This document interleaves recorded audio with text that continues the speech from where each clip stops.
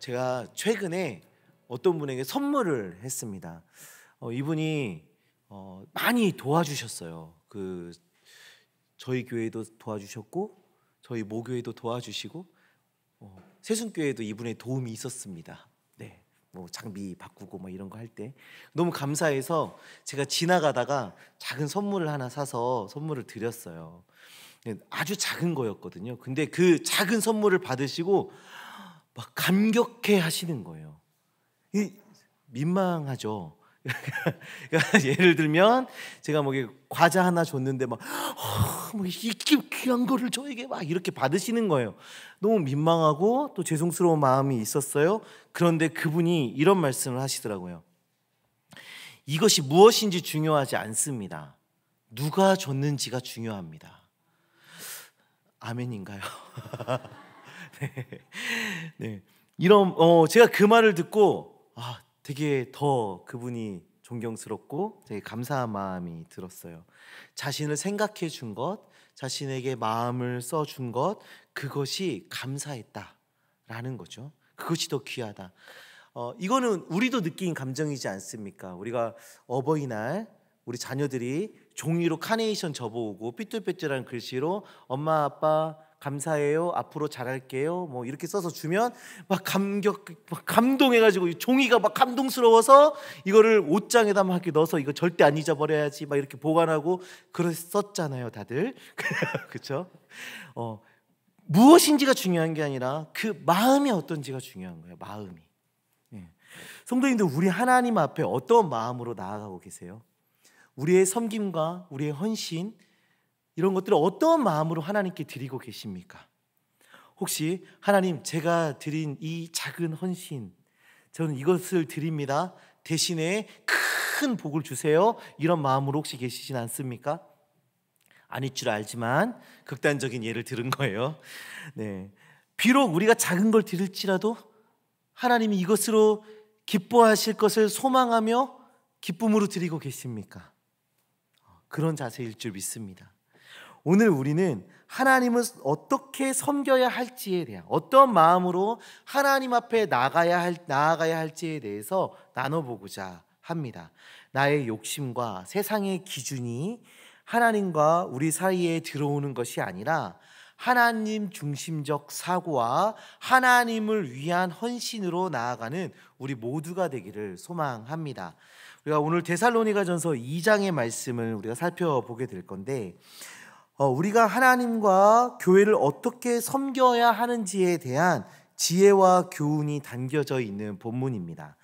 교회에는 많은 직분이 있어요. 목사, 장로, 집사, 권사, 교사, 찬양대, 그다음에 각종 봉사자들이 이게 쭉 있어요. 그 각자의 직분에는 그 직분에 맞는 역할이 부여됩니다. 그리고 요구가 됩니다. 그런데 오늘 본문은요, 내가 어떤 직분을 가지고 있든 상관없습니다. 모두에게 적용되는 말씀이에요. 모두에게 적용되는 그런 자세, 태도, 이런 것들을 우리에게 주고 있습니다. 자, 바울은 하나님과 교회를 섬기는 그 자세에 대해서 말하기 전에 한 가지를 먼저 이야기하고 있는데, 우리가 1절 말씀을 다 같이 한번 보겠습니다. 1절입니다. 형제들아, 우리가 너희 가운데에 들어간 것이 헛되지 않은 줄을. 아멘. 바울은 하나님과 교회를 섬기는 일에 대해서 그것을 말하기 전에 우리에게 대적이 있다라고 말하고 있습니다. 사실 우리는 이 사실을 잊어서는 안 돼요. 우리에게는 항상 대적이 있습니다. 기억하셔야 됩니다. 바울이 데살로니가 전서를 기록한 배경을 기억하십니까? 바울이 빌립보에서 모진 고난을 당해요. 그래서 데살로니가로 갑니다. 그런데 그곳에서도 고난과 핍박이 있었어요. 그래서 밤에 아무도 모르게 도망을 칩니다. 피신을 합니다. 그래서 베레아로 가게 되죠. 그런데 베레아까지 그 고난이 쫓아옵니다. 핍박자들이 쫓아옵니다. 그래서 아덴으로 피신하고 고린도로 가게 돼서 그곳에서 데살로니가 전서를 쓴 거예요. 데살로니가에서 아덴으로 피신할 때 바울은 밤에 몰래 피신했어요. 바울의 이 모습은 바울을 핍박하는 자들에게 아주 좋은 먹잇감이 되었습니다. 여러분, 바울이 도망쳤잖아요. 밤새 도망쳤어요. 아무도 모르게 도망쳤습니다. 그리고 지금 어떠한 변론도 하지 않고 있어요. 봐봐요, 뭔가 꺼림직한 게 있으니까 밤에 도망치지 않았겠습니까? 이 핍박자들이 하는 소리예요. 그 교회 이제 데살로니가에 남아있는 자들이 이런 말을 하는 거예요. 자, 도망간 다음에 한 번도 나타나지 않고 있어요. 보세요. 그 사람 다 가짜니까, 헛된 사람들이니까, 그러니까 나타나지도 않고 여러분한테 관심도 안 갖고 그러는 겁니다. 이제 그만 바울의 가르침에서 빠져나오십시오. 이렇게 지금 공격을 하고 있는 겁니다. 바울의 사역은 헛되다, 끝났다 공격하고 있었습니다. 이러한 상황은 우리에게도 있어요. 우리도 이러한 일들을 경험하고 있어요. 우리도 하나님을 섬기고 교회에서 일을 하다 보면 그런 공격이 우리 안에 다가옵니다. 네가 헛된 일을 했다. 네가 한 일의 결과를 봐라. 아무런 열매도 없지 않느냐. 헛되다, 헛돼. 우리가 하나님의 일을 할 때 우리의 마음을 무너지게 하는 가장 강력한 공격이에요. 우리 두나미스 기도부가 기도할 때 그 기도의 사명을 꺾어버리는 가장 강력한 공격이에요. 야, 기도했냐? 열매가 없잖아. 응답받았다고 누가 얘기해? 안 하잖아. 헛되다, 헛돼. 공격하는 거예요. 몇 년 전부터 한국 교회에 가난한 성도라는 이야기가 많이 다뤄지고 있어요. 교회를 안 나가는 신앙인들을 이야기하는 거예요. 신앙은 있지만 교회를 안 나가는 사람들, 그들이 교회를 나가지 않는 이유, 교회를 등록하지 않는 이유는 참 많아요. 다양하지만 그들이 교회를 나가지 않고 등록하지 않는 그 이유는 단 하나로 모아집니다. 교회를 등록해서 다녀봤거든요. 열심히 봉사도 해봤고 신앙생활도 해봤거든요. 근데 그 과정에서 여러 가지 시험도 들고 상처도 받고, 그래서 이런 말을 하는 거죠. 그렇게 해봐야 나만 힘들고 나만 피곤하고 일하는 사람은 더 일하고 아무도 알아주지 않아. 오히려 욕이나 먹고 하면 소용없어. 필요 없어. 교회 공동체는 유익하지 않아 하고 떠나는 거예요. 사단이 아주 좋아하는 방법입니다. 우리의 대적이 아주 좋아하는 결과입니다. 교회를 떠나게 하고 하나님을 섬기는 일에서 떠나게 만드는 것.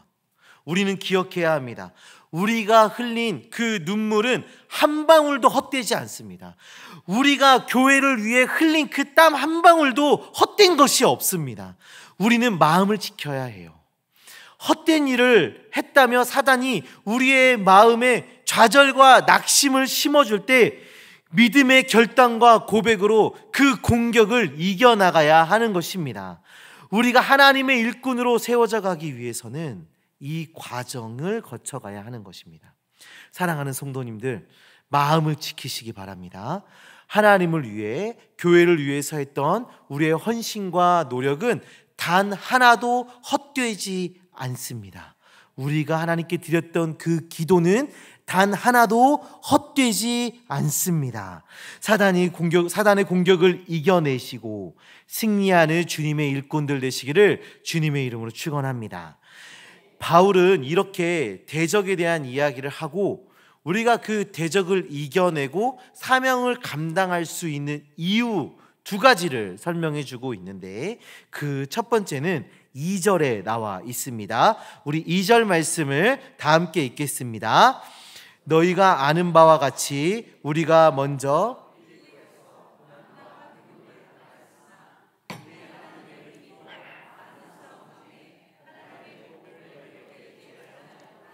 아멘.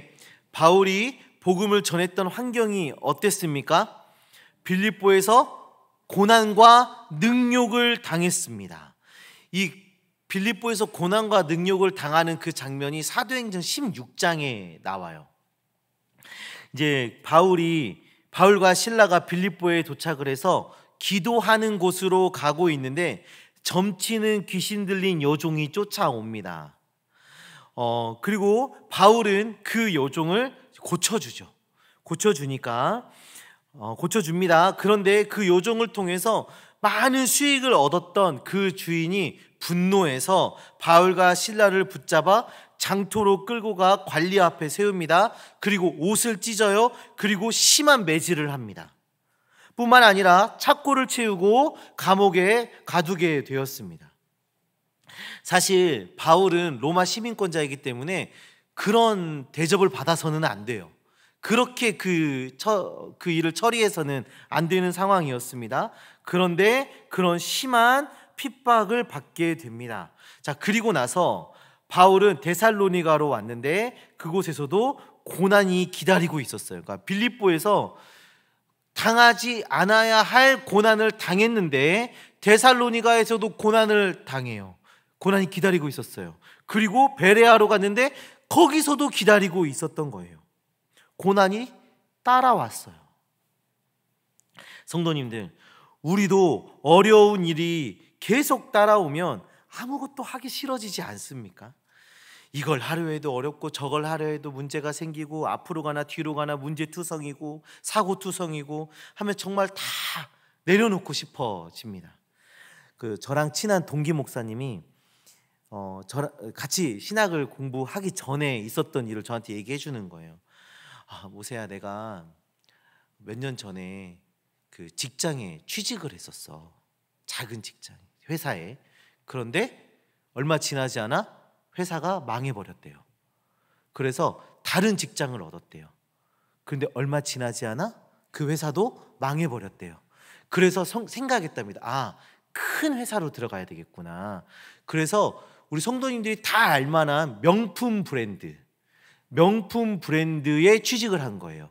안경 파트에, 그 명품에서 이렇게 안경 만드는 거기에 취직을 했어요. 그런데 그분이 취직한 해에 그 디자이너가 사망을 해요.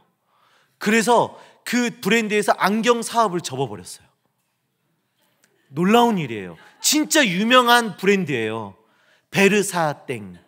네, 아시죠? 베르사땡. 네. 거기에 안경 사업이 없어진 해에 그분이 안경 사업부에 취직을 한 거예요. 우리는 지금 이렇게 웃으면서 얘기할 수 있지만 그때 그분의 마음은요, 내가 가면 다 망하는구나, 내가 들어가면 다 망하는구나, 이런 생각을 했대요. 그래서 그 사역을 할 때도 항상 두려웠대요. 이 교회가 망하면 어떡하지? 이런 두려움을 가지고 사역을 했대요. 가슴이 너무 아프더라고요. 계속 끊임없이 다가오는 그 고난과 어려움이 있으면 사람의 마음이 이렇게 작아지고 무너지게 되는 것 아니겠습니까? 아무것도 하기 싫고 두렵게 되는 것 아니겠어요? 사랑하는 성도님들, 마음을 지키셔야 합니다. 마음을 지키셔야 해요. 나는 아무것도 할 수 없구나, 내가 가면 다 망했구나, 이런 생각이 우리에게 다가올 때 우리는 마음을 단단히 먹어야 하는 거죠. 바울도 지금 그런 상황이에요. 가는 곳마다 핍박이 있어요. 가는 곳마다 고난이 따라오고 있어요. 심지어 고난을 피해 갔는데 그곳에 고난이 기다리고 있고, 거기서 피해서 갔는데 고난이 쫓아왔어요. 이 일을 그만해야 하나? 이 일을 그만해야 하나? 이런 생각이 들 수 있는데 바울은 사역을 멈추지 않습니다. 하나님을 위해, 교회를 위해 헌신하는 그 사역을 멈추지 않아요. 왜요? 그 일은 하나님의 복음을 전하는 것이기 때문입니다. 하나님의 일을 하는 것이기 때문입니다. 자신의 교훈을 전하는 것도 아니고 하나님을 전하고 복음을 전하는 사역을 하기 때문이에요. 하나님께서 맡겨주신 사명이기 때문에 멈추지 않고 달려갑니다. 어떻게 달려갑니까? 하나님의 도우심을 경험하며, 하나님의 도우심을 경험하며 하나님을 힘입어 나아가는 것입니다. 성도님들, 이것은 우리에게 아주 중요한 것을 말해주고 있어요. 사단이 우리 마음속에 속삭입니다. 모세야, 다 헛되다, 어차피 열매는 없어 라고 말합니다. 그때 우리는 생각해야 합니다. 내가 하나님의 도우심을 받아 하나님이 맡기신 일을 하고 있는가? 사단의 공격은 우리를 무너뜨리는 공격이 아니라, 사단이 공격이 왔을 때 나의 사명과 내 사역을 다시 한번 점검해 봐야 되는구나 하고 우리의 마음을 돌리셔야 하는 겁니다. 우리는 누구입니까? 성도죠, 성도. 성도는 육체의 방식을 따라 살아가는 사람들이 아니에요. 하나님의 도우심을 경험하며 하나님께서 맡겨주신 일을 하는 사람들이 성도입니다. 하나님의 도우심을 경험하며 하나님께서 맡겨주신 일을 하는 사람이 성도입니다. 어찌 보면 우리는 최선의 방법을 선택하는 사람들이 아니에요.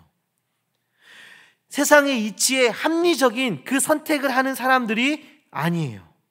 힘들고 어려운 일들과 문제가 우리 앞에 놓여 있다 할지라도 하나님의 도우심을 힘입어, 하나님의 능력을 힘입어 뚫고 나가는 사람들입니다.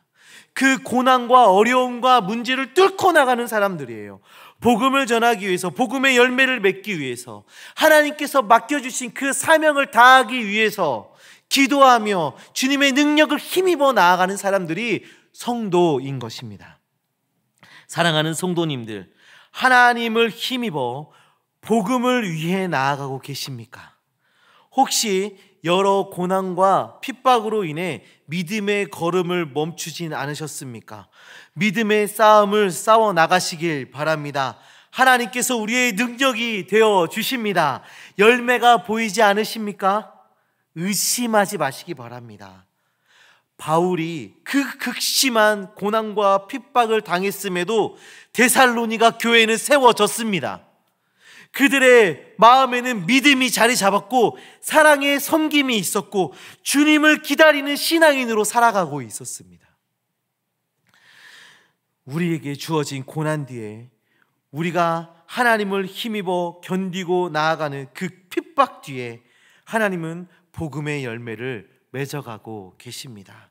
하나님의 그 놀라운 기적을 이뤄가고 계십니다. 힘드십니까? 버거우십니까? 하나님의 도우심을 바라보시기 바랍니다. 고난이 더해질수록 하나님의 도우심과 역사하심을 소망하며 나아가시길 바랍니다. 우리 하나님께서 우리의 힘이 되어 주실 것입니다. 우리의 도움이 되어 주실 것입니다. 그 주님과 함께 승리하시고 쓰임 받으시기를 주님의 이름으로 축원합니다. 자, 대적을 이기고 사명을 감당할 수 있는 이유 두 번째는 4절에 나와 있는데요.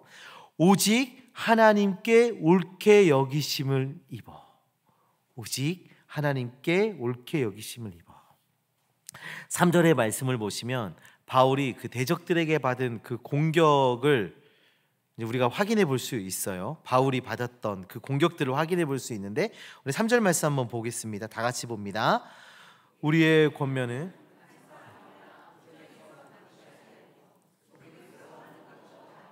아멘.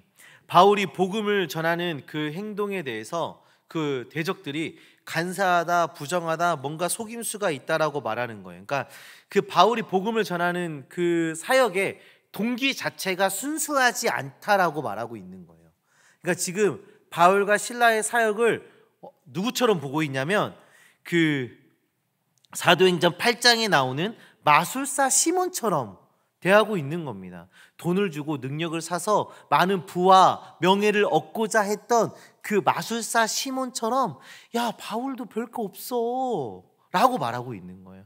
다 그 속이 다 그렇고 그런 거야 막 이렇게 얘기하고 있는 거죠. 그래서 바울이 말합니다. 나는 간사하거나 부정하거나 속임수로 권면하는 것이 아니다.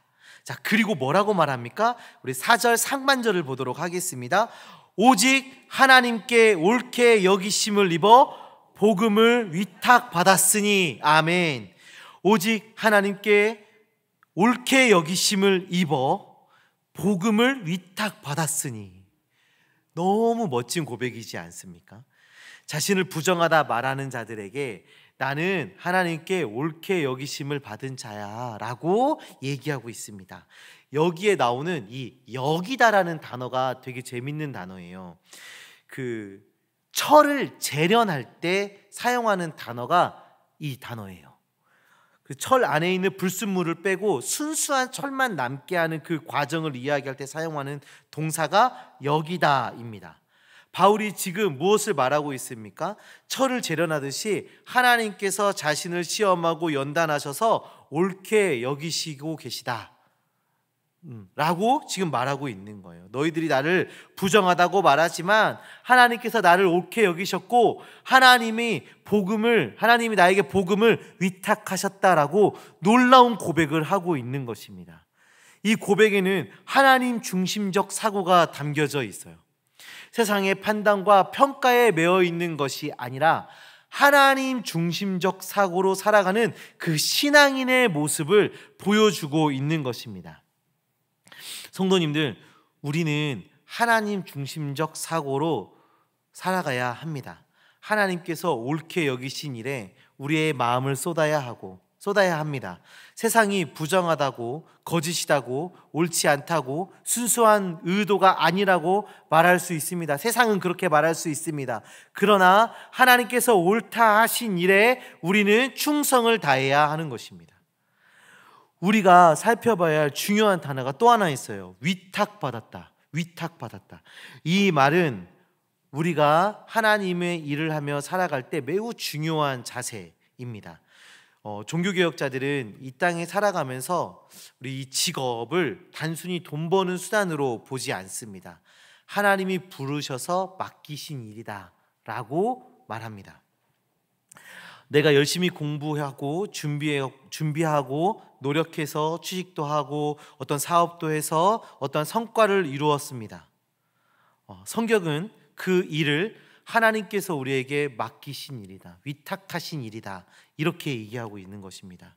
하나님을 알지 못하는 사람들처럼 돈 버는 수단으로 높은 자리에 올라가는 그 수단으로 사용하는 것이 아닙니다. 하나님을 섬기는 또 다른 현장이 우리의 직장이고 우리의 사업장이고 우리의 삶의 현장인 것입니다. 사랑하는 성도님들, 교회 일도 나의 일상도 하나님께서 우리에게 위탁하신 사명이라는 그 신앙 고백으로 살아가시기를 바랍니다.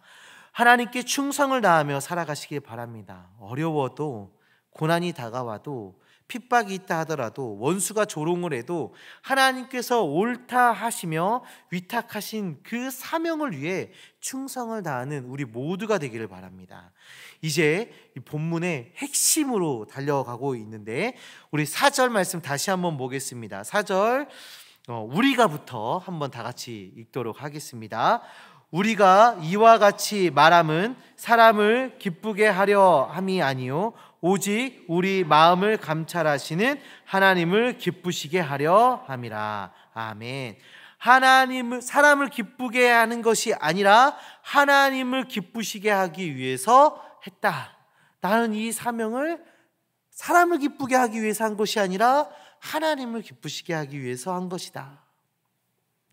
지난 휴가 때 자녀들하고 이게 시간을 보낼 때였어요. 다들 경험해 보셨겠지만 어린애들은 에너지가 넘쳐요. 그렇죠? 지치질 않아요.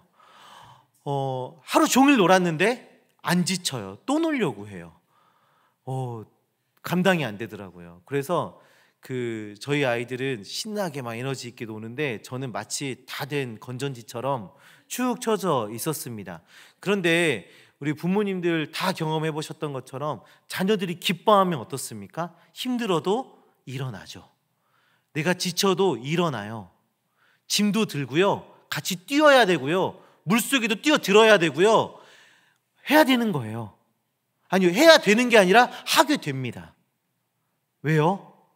사랑하니까. 내가 자녀를 사랑하니까 힘들어도 합니다. 자녀들이 기뻐하는 모습이 너무 행복해서. 자녀들이 기뻐하는 모습 때문에 수고를 감내하는 거죠. 하나님을 사랑한다면, 우리가 하나님을 사랑한다면 하나님을 기쁘시게 하기 위해서 수고를 마땅히 여길 수 있어야 하는 것입니다. 하나님을 기쁘시게 하기 위해서 하나님이 옳다 하시고 위탁하신 일에 그 사역에 충성을 다해야 하는 것입니다. 사람에게 인정받기 위해서요? 아닙니다. 사람에게 칭찬받기 위해서? 아니에요. 하나님을 기쁘시게 하기 위해서, 비록 우리의 작은 헌신과 작은 섬김일지라도, 우리의 작은 드림일지라도 이것을 통해서 하나님이 기뻐하신다면 기꺼이 내어드려야 하는 것입니다. 하나님께서 옳다 하신 일에 치르는 대가를 아까워하지 않는 믿음의 사람들 되시기를 소망합니다. 사람의 기쁨보다 사랑하는 하나님의 기쁨이 더욱 우선이 되는 믿음의 사람들 되어지시기를 주님의 이름으로 축원합니다. 사랑하는 성도님들, 복음의 뿌리가 내려 은혜 가운데 살아가고 계신 성도님들, 하나님께서 우리에게 맡겨주신 사명을 위해서 담대히 나아가고 계십니까? 그런 믿음의 삶을 살아가시길 바랍니다. 하나님께서 힘주시고 하나님께서 옳다 하신 그 복음의 사명에 충성을 다하는 주님의 자녀들 되시길 바랍니다. 세상의 핍박과 고난과 조롱이 우리를 공격한다 할지라도 우리는 복음을 붙들고 나아가야 합니다. 하나님의 기쁨을 위해서 기꺼이 내 마음과 열정을 내어 드려야 하는 것입니다. 충성스러운 종 되시길 바랍니다. 하나님의 마음을 시원케 해드리는 주님의 일꾼 되시기를 주님의 이름으로 축원합니다. 우리 이 시간에 주의 길을 가리